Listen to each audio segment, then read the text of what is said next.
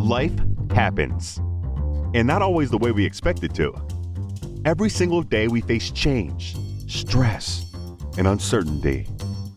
What if you could learn to thrive no matter what life throws your way? Resilience expert Adam Markell and his inspiring guests explore breakthrough strategies to fully embrace change and build the resilience required to become change-proof.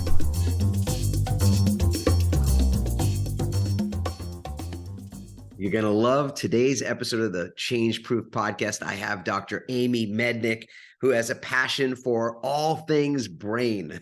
I love that, which started in her undergraduate studies of neuroscience at MIT. She went on to pursue psychiatry at Beth Israel as a field that she could make the most positive change in an area of highest need. The coronavirus pandemic moved all of her patient work online and led her to study and write about the effects remote work has on the human brain and its hardwired need for connection. You're going to love this conversation. And if you've not yet taken your own resilience assessment to establish your mental resilience, you can do that for free in just 3 minutes by going to rankmyresilience.com. Rankmyresilience.com. You will get a score in 4 specific zones of resilience, including something that we're going to be talking about in this episode with Dr. Mednick. Enjoy. All right, Amy. So you've it's fun to listen to your own bio read to you, I bet. I know I always enjoy hearing mine. Actually, it makes me cringe, to be honest. Same. So here's a question for you. What's one thing that's not part of your standard bio that you would love for people to know about you? Sure. Yes. So I guess, I wrote this book recently. I'm very science minded. My book is all about science and that's how I spend most of my days thinking, but my love really is fiction, and I'd love to write a novel. So I kind of started out with fiction writing and then found myself a scientist. Wow, that is interesting. I'm a fan of fiction writing and always sort of think my skills as a nonfiction writer just don't measure up. I mean, if I'm being really, very transparent about it, that the creative writing, that my writing is somehow less creative. But it's creative, but it's just like a different brain space, and especially if you spend so much time in that nonfiction space, it's like it's hard to shift. It's hard to move to that other space or feel like you can, but it's definitely a different part of your brain. It is, it's maybe a decent lead in to I would love for you to maybe provide some of your a little bit of backstory on how you got to where you Sure. are today. And maybe there's a pivot or two in there that you might reveal. Perhaps. I would love to. Awesome. So born and raised on the East Coast, Jersey. And I went to undergrad at MIT. Surrounded by a lot of engineers. Most of my friends became engineers, and I kind of fell into this small major at the school, brain and cognitive science, kind of by accident. And I just loved it. And I really just fell in love with everything related to the brain, and had a really awesome time studying it in school. I decided to go to med school because why not?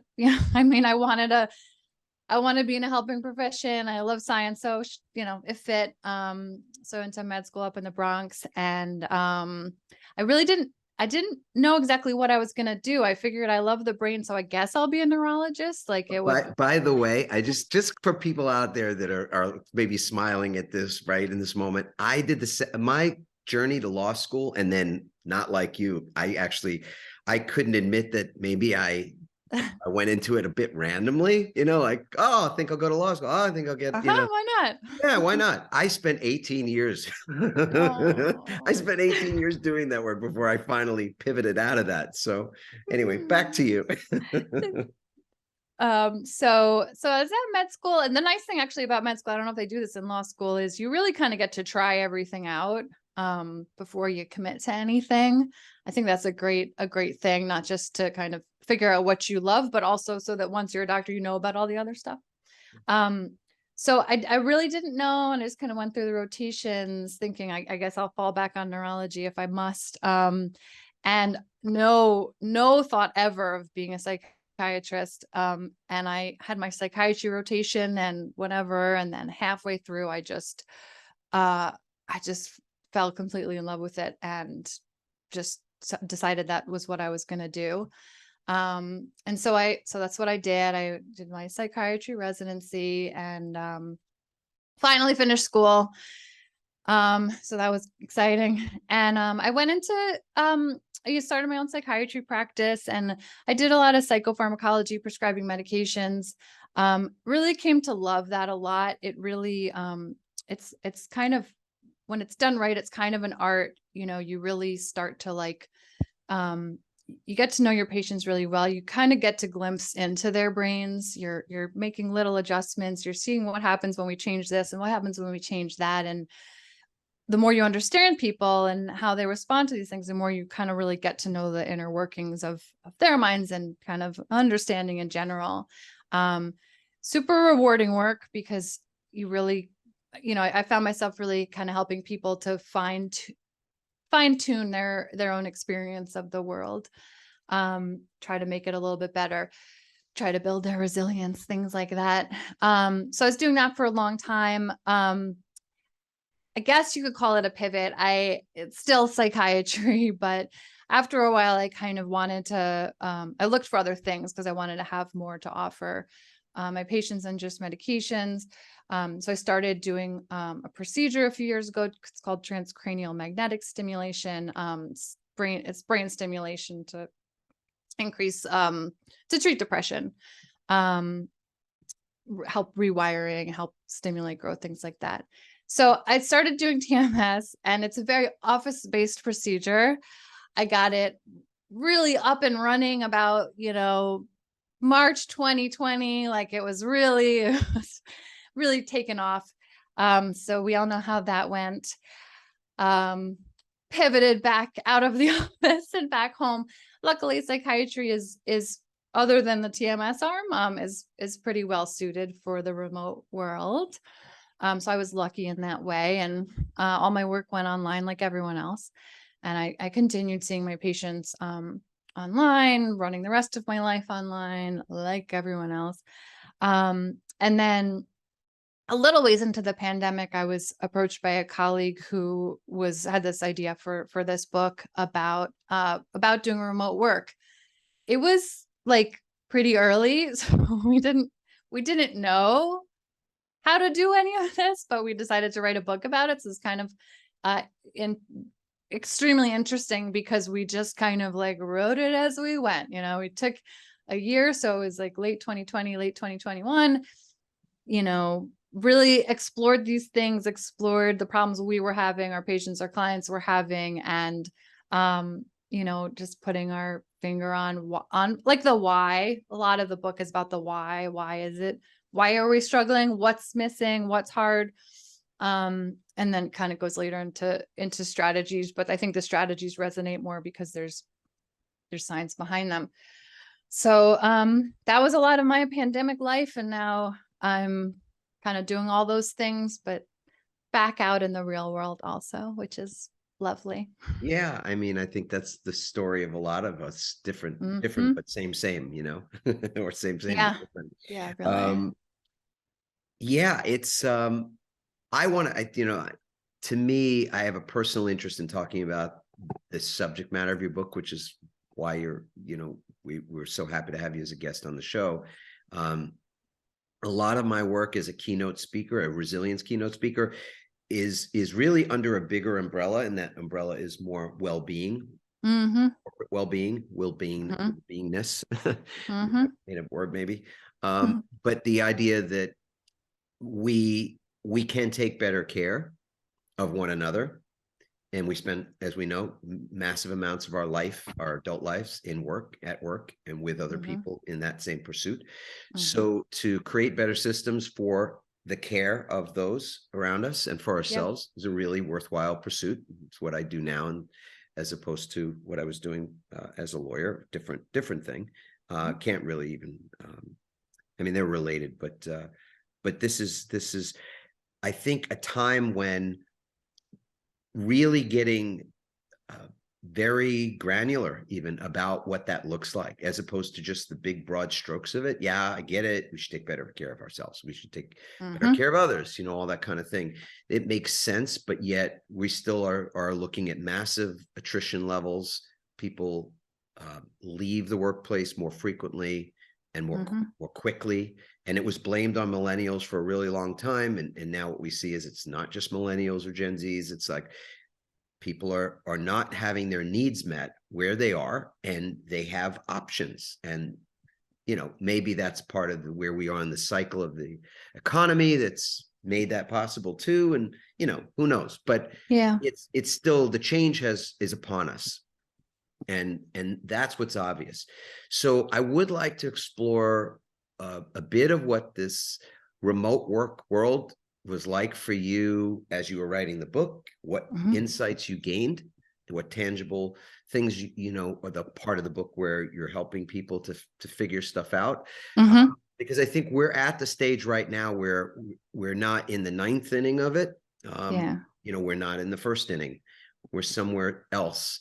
And people are coming back into the office 2-3 days a week. I know our youngest, one of our youngest children just got a job in the finance space, and he turned down a job to be at a publicly traded company to work 5 days a week in the office in favor of a job for reasons that included the fact that he could work from home 2 days of the 5.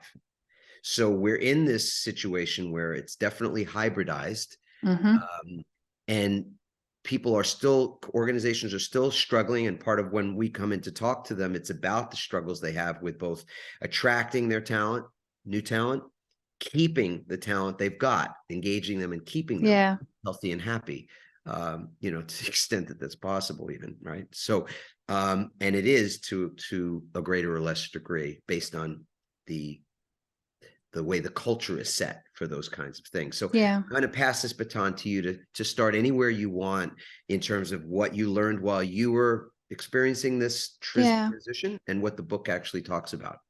Yeah. I think what I experienced and some of the common themes talking to friends and then just seeing so many of my patients experience, right? I was online with all of them, and they were doing their remote work and their remote parenting. So I kind of got the opportunity to sort of peer into a lot of living rooms and home offices and see all these people's experiences through this. So I think some of the common themes were just a deep sense of exhaustion and fatigue that was different than anything people had really experienced before. A difficulty with attention and focus. Which is, attention is a really interesting area for me. That's what I like to talk about attention a lot. I treat it, and I think it's really, it ties to a lot of our conscious experience. So there's the attention problems. And then there were just the general, like, I feel terrible. Why do I feel so terrible? I don't know why. Why should I? And since that was what me and my co-author were seeing the most often, we kind of really wanted to nail down why those things, because that seemed to be really, really prevalent. So the way we organized things was to identify some basic human needs that don't get a lot of attention because they're not obvious. And I can get into those needs. But the point is, is that it is all not obvious. We kind of all think we're fine. Like, why not? I can just be on the computer all day. I can do Zoom meetings back to back. Like, I have another meeting coming up. Like, why should I get up? I'll just finish. I'll just do it. I'll just, and then I'll, like, I don't need a break. Right. And then I'll just stand up and, like, go do my home life instantly, 5 seconds later. And so, there's kind of this idea of, like, I think it's fine. I think I can, and it can't be related to the fact that I feel weird and cranky and can't pay attention and fatigued in a way I never have known in my life before. So I was very interested in connecting the dots there. Like, let's really hone in. What are the things that are really missing, that are manifesting in these kind of feelings. And then once we really found those and found the why, it makes the strategy so much easier to apply, because I tell my patients to apply strategies all the time. I tell myself to. It's really hard if you don't know why. You could tell people to meditate a billion times, but when you explain what they're missing and why it's so important, it really changes everything.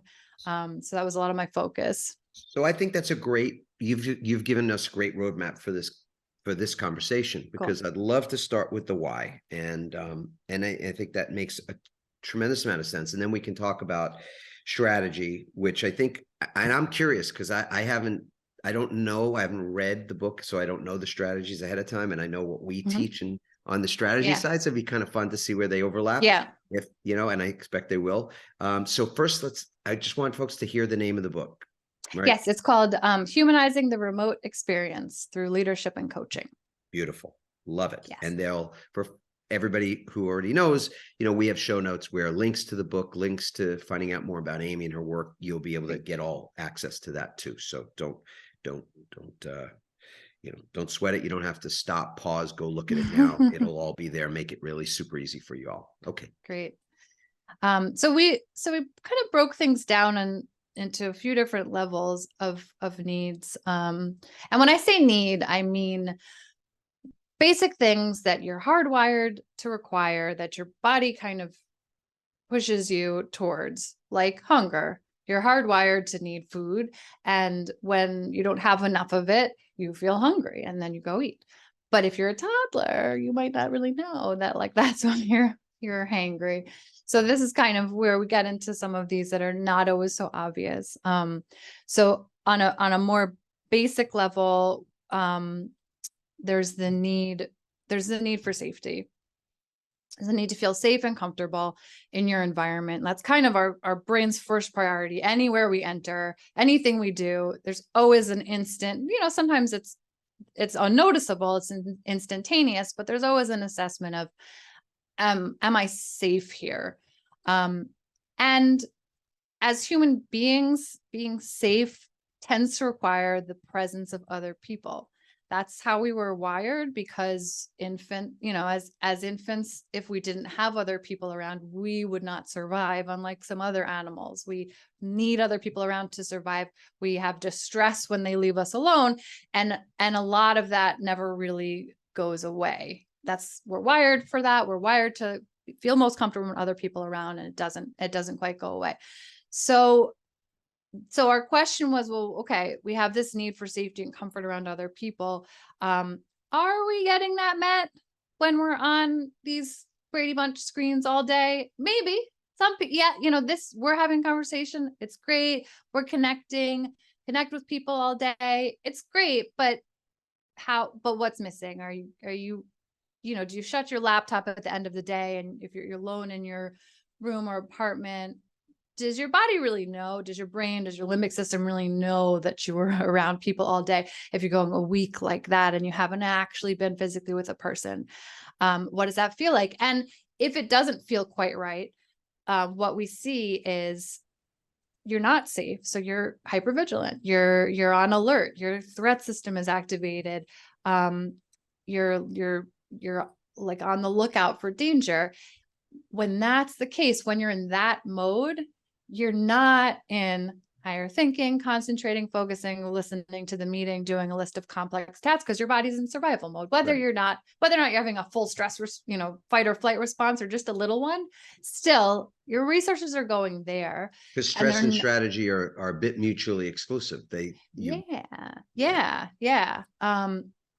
If something might be wrong, then you're not listening to the budget report.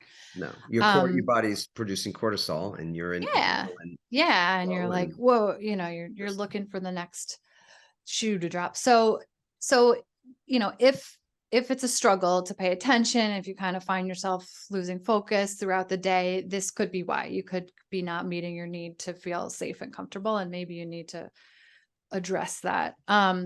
the second knee kind of moves up a level. So this is Can I ask a question about something else you said? Yeah, that, please. you know, does our limbic system know? You asked such a brilliant question earlier. That when we're on the Brady Bunch screen, at the end of a day of doing that, which we all know what that's like, and one after another and after another, does our limbic system know that we were with other people? You didn't answer that question, so I want to know the answer.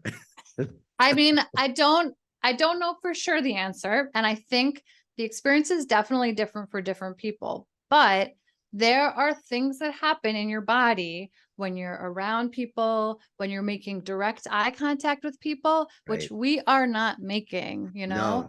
I'm looking at your eyes, but if I do what I'm supposed to do and stare straight into my camera, so that you get the experience of direct eye contact, I'm looking at a white light, you know. Exactly. So we're neither making direct eye contact nor making, you know, shared joint attention on one thing together. So we're missing that. We're missing the oxytocin that comes from that, endorphins and dopamine. All these things come from these little interactions, these things we do during the day.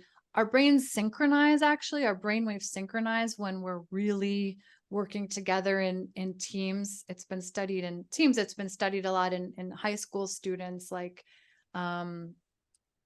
it's the Napoleon Hill thing, right? The two minds coming together, create a third mind, the mastermind. I mean, you know, like, it's not as far-fetched as maybe. No, I mean, it's right. It sounds totally far-fetched, but it's these students, their brainwaves are in sync. The more in sync they are, the more engaged they are with the teacher. Like, it's been shown and proven across the board. So we're together, our brains synchronize. These social bonding chemicals flow. So yeah, I mean, a little of we have to assume that can't all be happening, you know. I mean, we're still connecting, we're still talking, we're still joining minds and everything, but there's a lot of other things that we're missing, and it's physical things. And that's again why we say, oh, it's fine. I've been talking to people all day, I'm sure it's fine. I just talked to people. But does your body know that? Right. Exactly. Yeah. That's why when you said that, I thought, wow, that really caused me to pause for a second, because, you know, it would be like eating something that made you full or feel full, but had no nutritional value. And you go, so nice.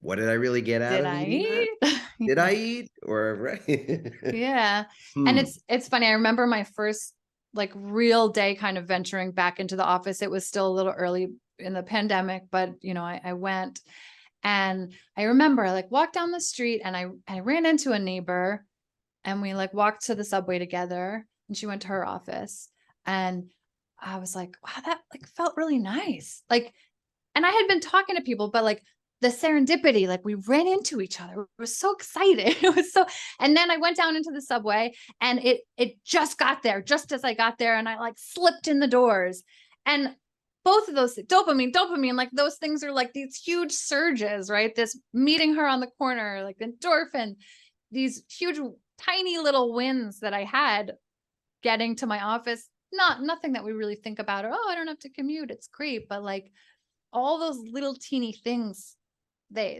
add up when we're missing them. I won't take us down this path. I'm just curious if you've heard of the weak tie research. Have you? No. Okay, cool. All right. So then for anybody else also, this is neat. It's early 70s, and I can't remember the name of the researcher, forgive me, but this you can look it up, weak tie connections. But the concept basically was that a lot of the greatest innovations that have occurred within the working space, you know, within organizations, have occurred at that, you know, that classic water cooler meeting, that random meeting in the hallway or in the break room.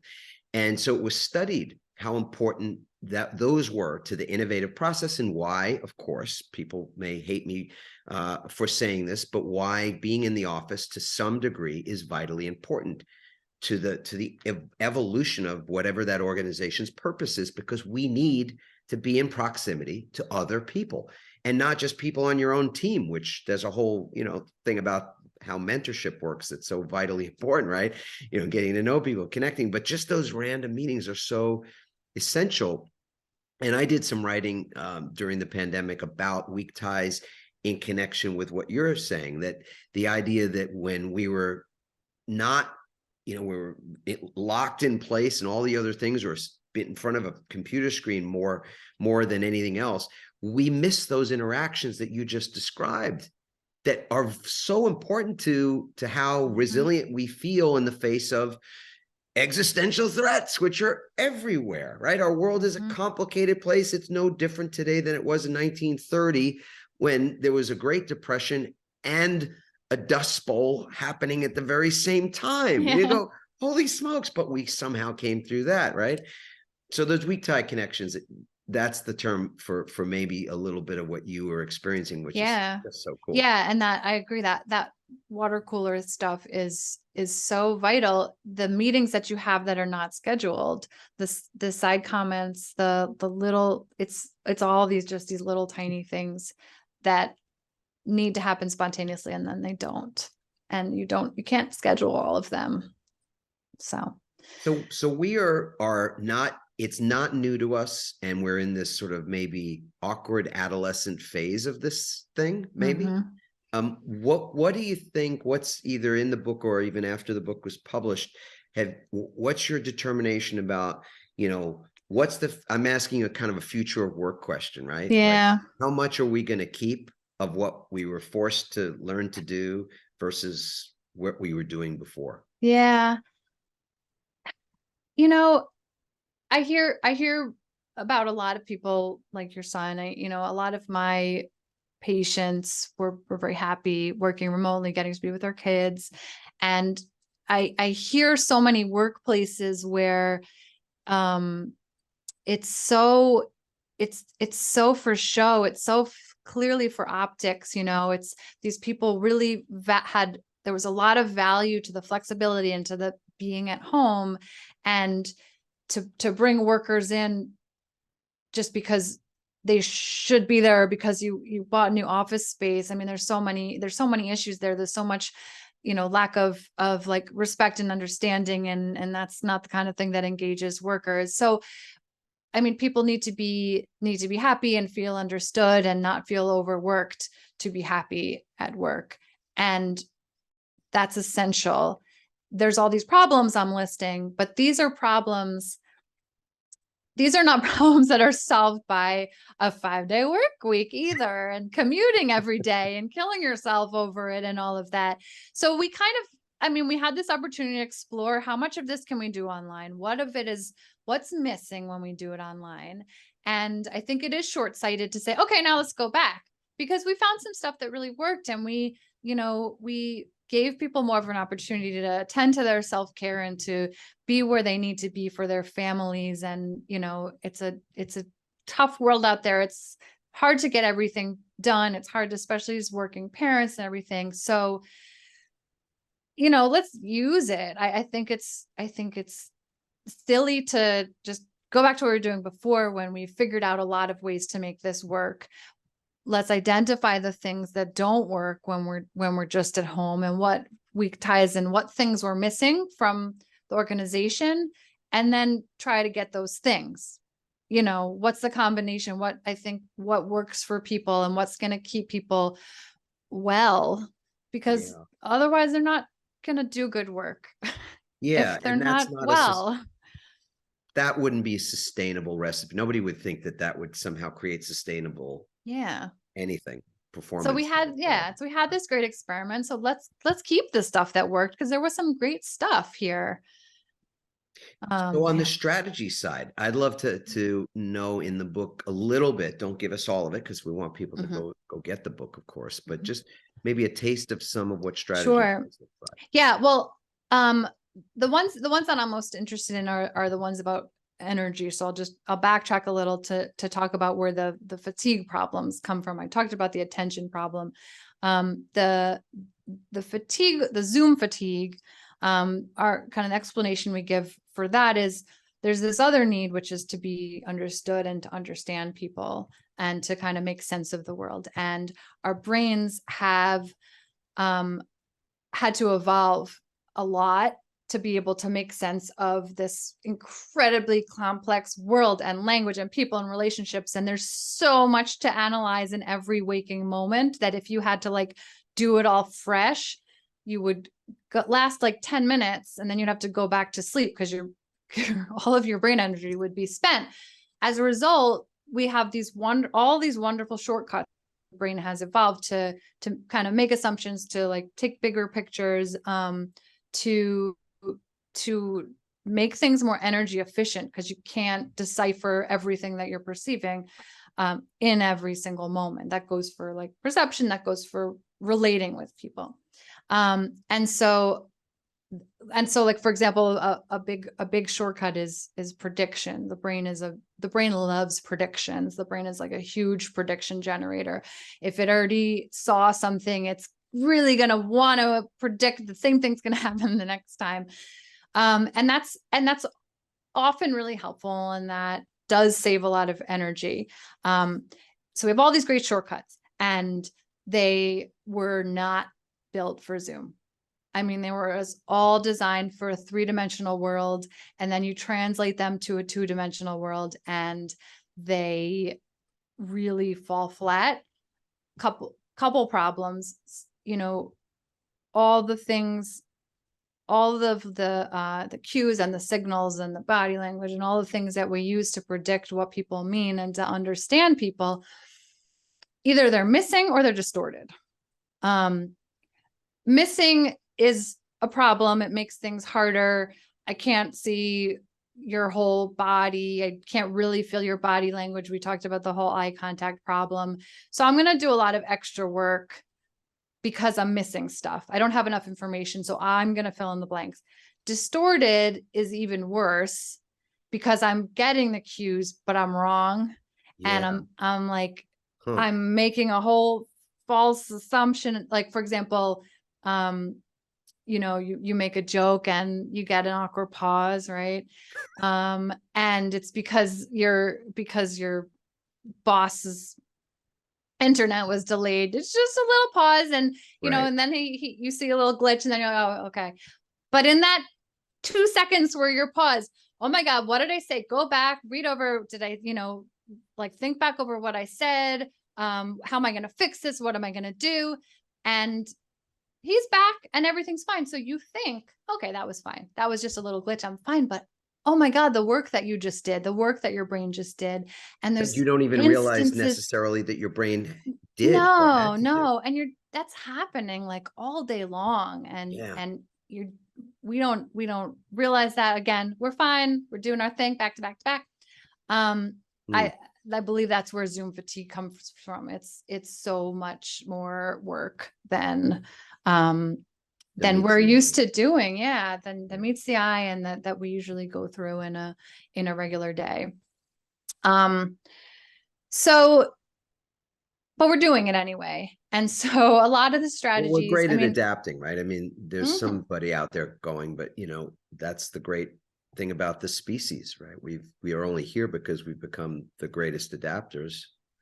We're really great at adapting, but we're good at it. We're great at adapting, and we adapt over a long period of time, and we've been Zooming for like 2 years regularly, and that's like really not a lot of time on the evolutionary scale, right? So we can't expect our brains to evolve to be fluent in what it's like to communicate and Zoom in this way. So if we realize that, and we realize that there are problems, there's misinformation, there's glitches here, that's where we can start to improve the situation. We're going to interact remotely, and it's not going to be perfect, but we can do it in a healthy way.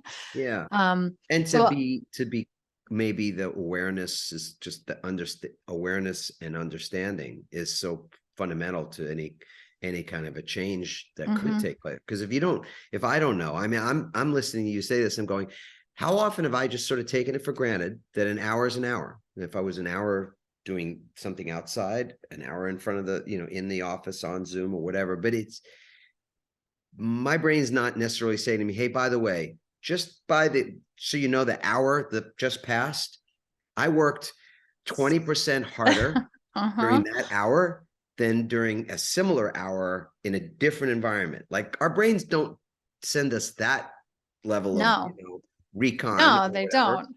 Yeah, they don't. What they do is they run out of steam. And that's what fatigue is. That's where there's, fatigue is there's nothing left. The gas tank is empty. And it's interesting. Mental fatigue, we also don't really understand that as well as we should. When we have physical fatigue, we stop, right? If your legs don't work anymore, you stop running. You just can't do it.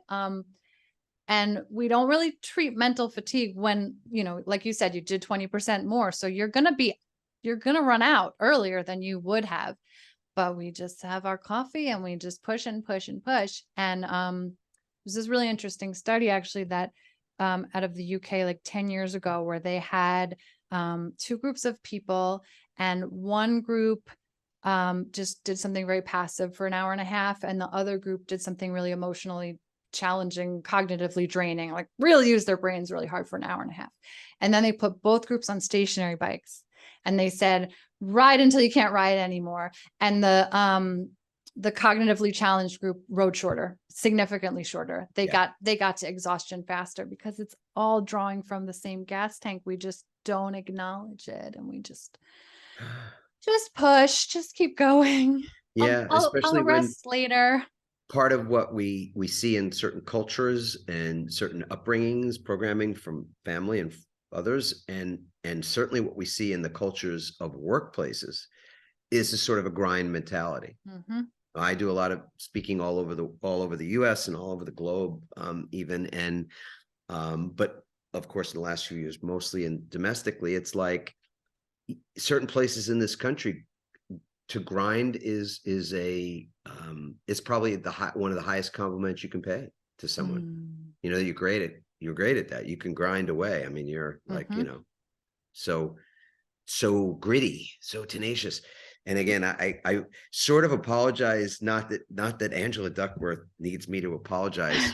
I'm sure I'm impacting nothing when it comes to her popularity or book sales or anything, and she's got a great TED Talk too.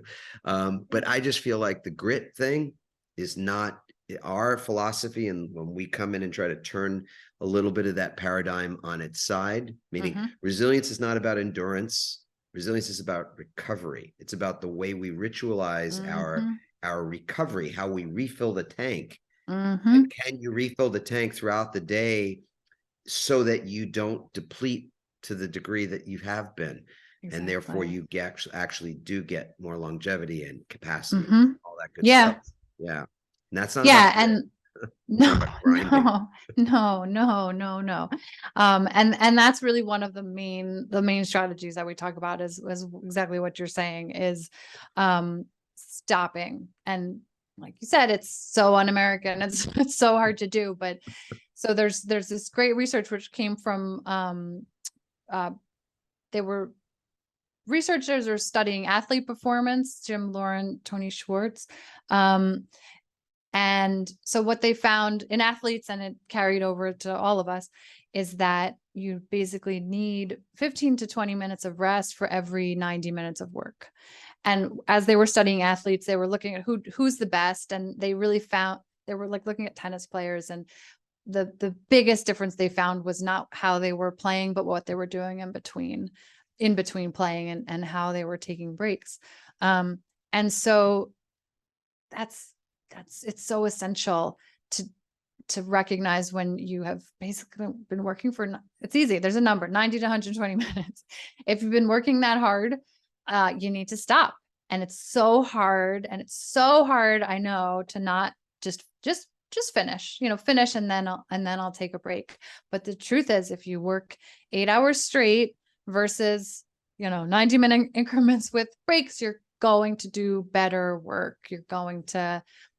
You're just going to be healthier and work better. And it's very counterintuitive. It's hard to stop. Breaks are essential. Breaks in nature are actually even better than regular breaks. Several studies have shown that, and shown that it kind of calms the amygdala, and it calms the fight or flight system. It decreases the cortisol. To be in nature but you can even look at it. So the same was true if you were looking at nature and a natural scene. Yeah. If you can't get to a tree, like put Look one on at your it. desk. This is, it's a human thing. So yeah, but definitely a lot of emphasis on breaks and kind of just how you're managing your energy. Like you said, how you're refilling your fuel tank.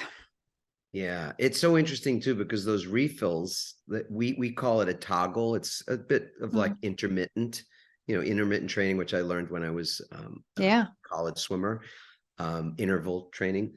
And it's similar to that in the sense that if you even a 60-second break, I know as odd as it sounds, right? I mean, I've read some recent studies about how 5 or 10-minute breaks between Zooms, it cools the brain. I'm very much a visual learner. So it's like on the one side, it's like hot, hot, hot head, and yellow, orange, red is what the brain lights up as. And then with breaks of 5 to 10 minutes, the brain is blue again. It's cool. So you just go, on some level, this is common sense. And yet on another level, as you say, this is all new territory. In many ways, this is new territory. And also we're living in different times, because the grit grind thing was a thing. And I'm sure a lot of people succeeded.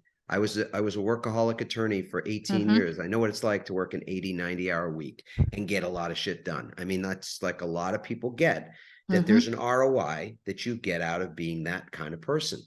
And yet what we see is that you cannot sustain that, and that also the performance is what falls off. So if you were in fact an athlete looking to be at your best, which is so much more under the microscope, because you lose a point, or you lose a game, or you lose a match because you're not at your best. So, in that moment, your recovery methods, the methods of being able to turn the switch off. And I love it because tennis players, like in between the points, the switch goes off. It's like I remember that study. It was cool because their heart rate goes down. Yeah. They might have just been running crazy on the court to get get after a ball or whatever. But in between, it's like their heart rate dips, goes back to a resting heart rate in between. And that's their little intermittent 30-second, 60-second recovery.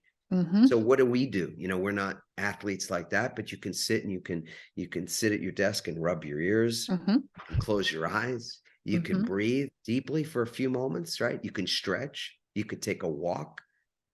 Our sweet spot, I don't know if you found this in your research too, is the sweet spot for us is 10 to 30 minutes.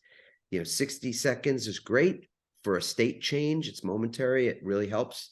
But that 10 to 30 minutes, if you intermittently throughout the day, it's just powerful. I think that's what NASA found too, right? There was a NASA study on like the ideal nap, that best, peak astronaut cognitive performance. I think, I can't remember the exact number. I think it was what you just said, between 20 and 30 minutes peak nap. And it's a I really just don't want to point. wake up grumpy.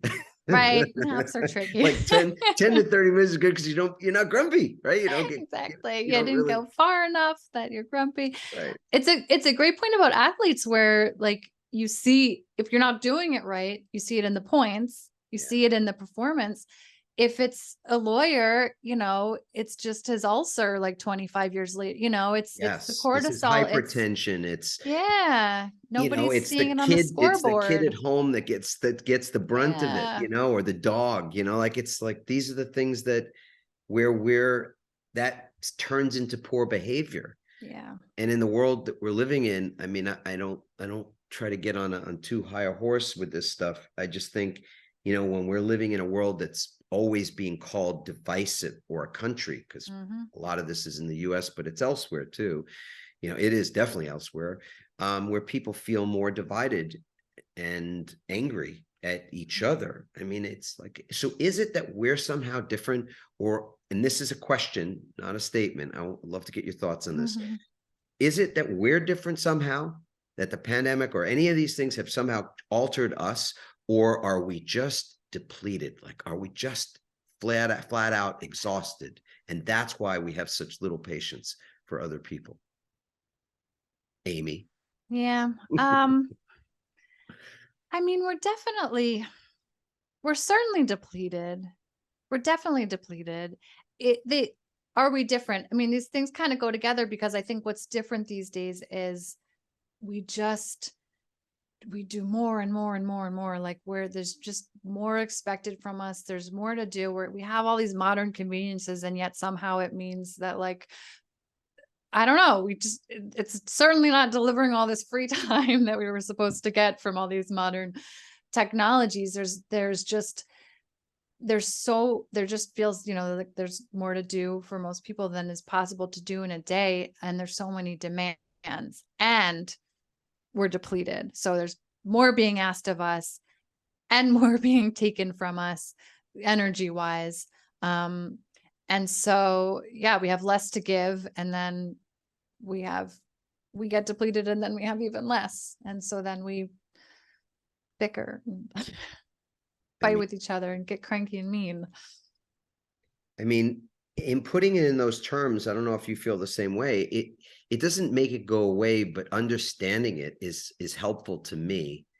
I think so, yeah. Because then I'm not, let's say, coming from a place of judgment as much as I am coming from a place of compassion, perhaps, or empathy, because we're all going through it. I mean, regardless of whatever your political color or whatever other thing we divide into these days, it's like, that's our common denominator. We're all feeling that way. Eleanor Roosevelt wasn't, worried about posting on 3 social channels. Yeah. In the midst of every other thing. And they're different times. I get it. They're not, you can't really compare. But when you put it that way, that more being asked of us and more being taken, and then that becomes sort of exponential, because, like a bank account. Yeah. If your resilience is depleted, if you're in deficit, if the next day you're also going to be in deficit, you can imagine at some point you run out. And the same true of having more deposits to that resilience bank account, and you're in surplus, that it's exponential in the other direction as well. You're getting compound interest on those deposits if you stay in surplus. Yeah. Especially, and empathy and perspective taking, like, those take energy. You have to have something left to be able to do that. So those are going to go away when you're depleted. And the more that we can fuel our bank accounts and have these different sources to turn to and to draw from, then you have the energy to understand the other point of view and understand the other side and give them some grace and all of those things. But we can't do that if we all have like this much left and we're using it up to get home and get to the Netflix and go to bed. Is empathy higher functioning activities? Does it take more energy from our brains? I don't know if you know this, to be empathetic than to be angry, for example? I believe so. I mean, there's kind of 2 kinds of empathy. There's the one that comes pretty naturally when you feel what someone feels. And then there's a cognitive empathy, which is a little bit more active, where you don't understand. It's, harder when don't have as much in common with the person or common background. You can still cognitively, kind of actively think about how it might feel to be them. So, it is a skill that can be built, empathy, even if it doesn't come naturally. So speaking to understand, but you're not going to do that if you don't have enough energy. If you're just going to give up. Yeah. Yeah. Oh. Amy, I literally could talk to you for days, and we can't. But so I would love to know if there's, in final question to you, is there one thing that is kind of your go-to, like the thing that you do if given, like you're depleted and it's like you've either done this to avoid the depletion, or you recognize that that's what's happening for you. You go to that one thing. What is that thing? I think that the thing that I've become most like aware of and conscious of and all of these things is that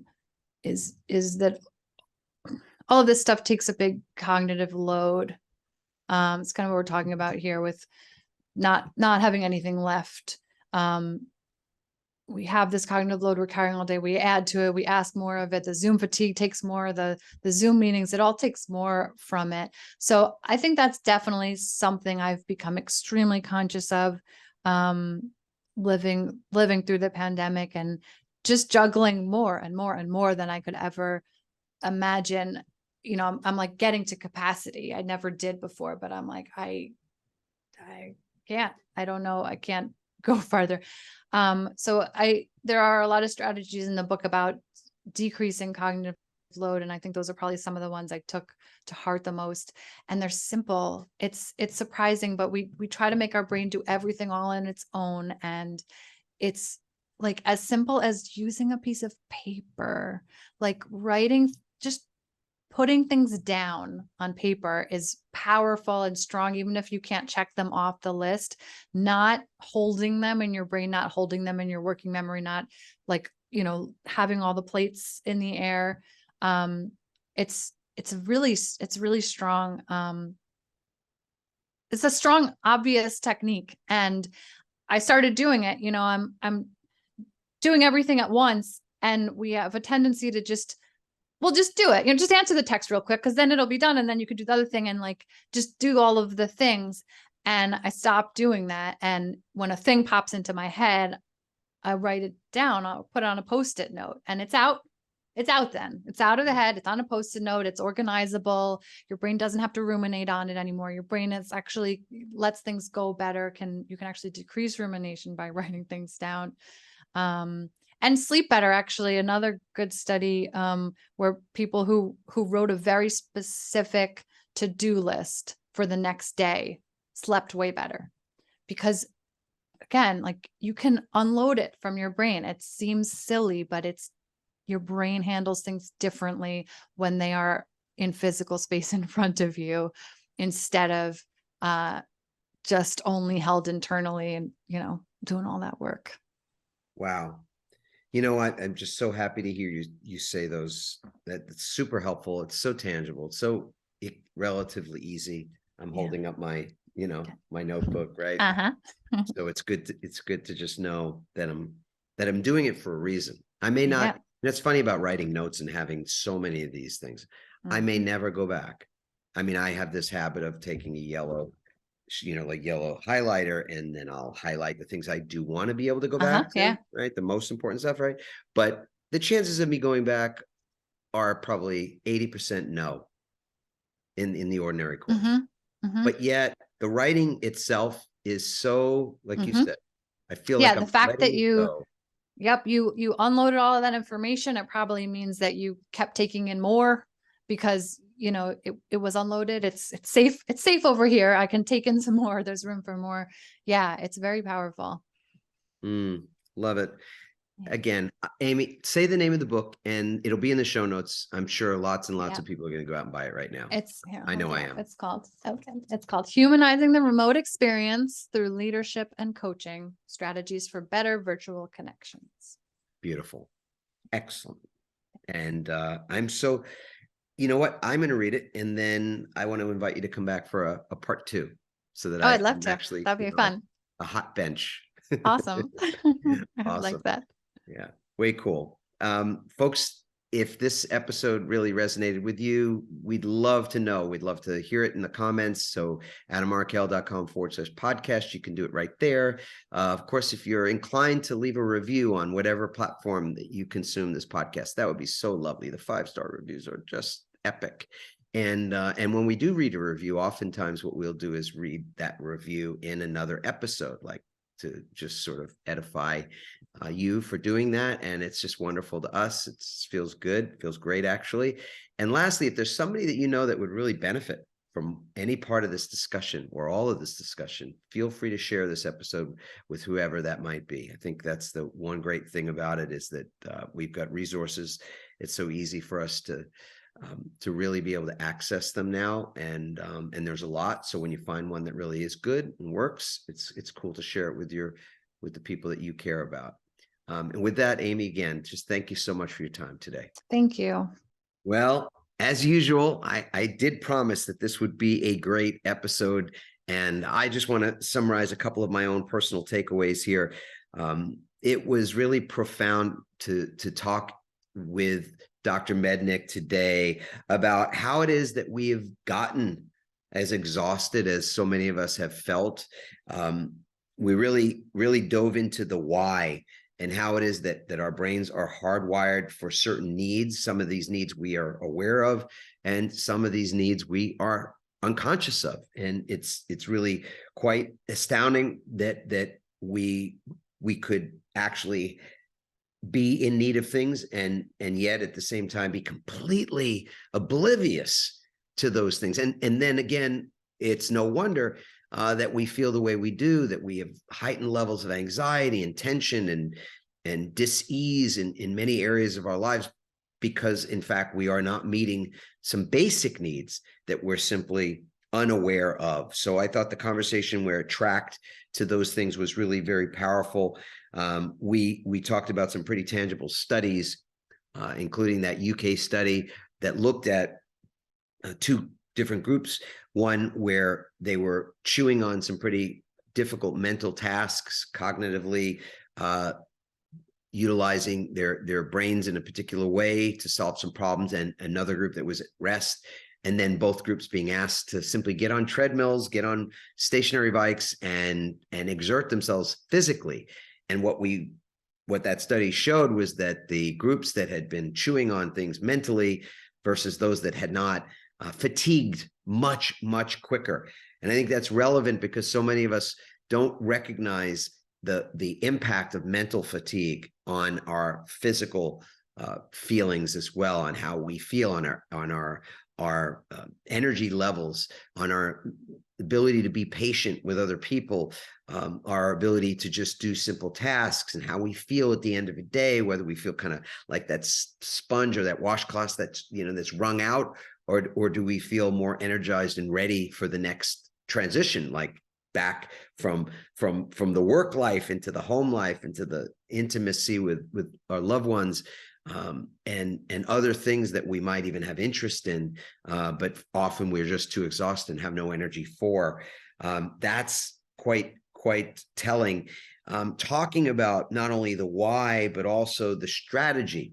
I was sharing something about our toggle methodology, the way we, like a light switch, recommend that people intermittently throughout the day are in their energy zone and then in a rest and recovery zone, even if that rest and recovery zone is only a few moments, even if it's a few minutes, the sweet spot being more like 10 to 30 minutes, of course, or not, of course, but that's what our research reveals. And we talk a bit about that as well. But I loved how Amy shared with us this concept of decreasing cognitive load, because the cognitive load on all of us is greater and greater, that more is being asked, she said, more is being asked of us, and more is being taken from us in the course of an average day. And by that, she means that we have an increased cognitive load from all the meetings and everything that we're being drawn into online and through just proliferation of more and more content, and our roles both in our work lives as well as in our personal lives as citizens. All of that is increasing the cognitive load, and there are simple things that we can be doing to decrease that load, such as writing things down. And we were both sharing that that's a habit of ours, to take notes and to write things down, because when you write something down, even if you don't go back and read it later or refer to it at some other point, by writing it down, it's allowing your brain to let it go, to release it as a means of then having space for other things to come in. So writing things down is a very powerful tool that I realized in speaking with Amy today that has been a saving grace for me, because I do this frequently. I have books and books of writings of things, notes, etc., that I often don't go back to. Sometimes I do, but often not. But the writing it down is a process of letting go. Writing to-do lists and writing them at night, even before bed, or writing down the day's agenda. What is it that's coming ahead tomorrow?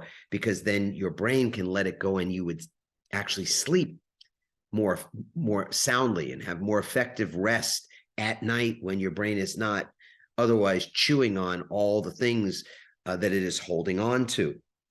So there's really too many things to cover in a summary of what this talk was about. Taking breaks in nature and actually not even needing to get in nature if you can't get out and actually look and see a tree or touch a tree, but just to look at a tree, even a picture of a tree when we're taking a 5-minute break or a 10-minute break between our meetings, that immediately calms us down, cools our brains, brings us back into a state of more homeostasis or equilibrium, which then gives us the capacity to go further. I analogized it to a bank account, that resilience is like a bank account where the goal is to make more deposits than withdrawals for obvious reasons. But to say it a little bit differently, that when we are making more withdrawals than deposits, we are in deficit. And then day after day, when that's the case, it has a compound effect. And no wonder we find people that are burned out because of that. Whereas when we're making more deposits than withdrawals, we're in surplus. And that surplus becomes also day after day that you're in surplus, you gain a compounding effect in that area as well, so that you're able to have the energy to outperform problems more easily. You're able to be more resilient mentally, emotionally, physically, and even spiritually, so that things that would otherwise take you out, things that would stress you out, things that are difficult, that come all of a sudden, greater uncertainties, greater adversities that might be present, you are actually more able to deal with those things. You're better equipped. You're able, you have the capacity, I should say, to resolve those, to creatively find solutions to those things in a way that people who are depleted cannot physically, cannot do that. So love the conversation. Once again, would say to you, if you don't know where you are currently, how you are doing resilience-wise, mentally, emotionally, physically, even spiritually, you can simply find your own score, a baseline score, and also get resources all for free and all in 3 minutes time. I mean, it couldn't be easier. You go to rankmyresilience.com, rankmyresilience.com, and 3 minutes later, answering 16 questions, you will have your answers in the realms of resilience, the zones, the 4 zones of resilience, as well as the kinds of small little changes that you could make, these hacks that Dr. Mednick and I started speaking about today. A whole host of those things are available to you as a resource and our gift for taking the time to actually get your own score. So with that, I will say, please share this episode with anybody that you think could benefit from it. As always, we appreciate your comments, and you can leave one at adammarkel.com/comment. And we read them. I answer them personally. And if it's something that you're willing to do, leaving a review is helpful, not just for us to see those 5-star reviews, but for other people that evaluate podcasts based on what other people like you think of the conversation itself. So hopefully you've loved it and that it is something that you've gotten value from. I will say ciao for now. Have a blessed and a beautiful day, and we'll see you next time. Thanks for listening, everyone. We hope you now have even more tools and greater insights to build resilience and become change-proof. Help us inspire others by sharing this episode and leaving your comments over at adammarkel.com/podcast. For more resilience tips and strategies, including support for building change-proof teams, visit adammarkel.com/become change-proof.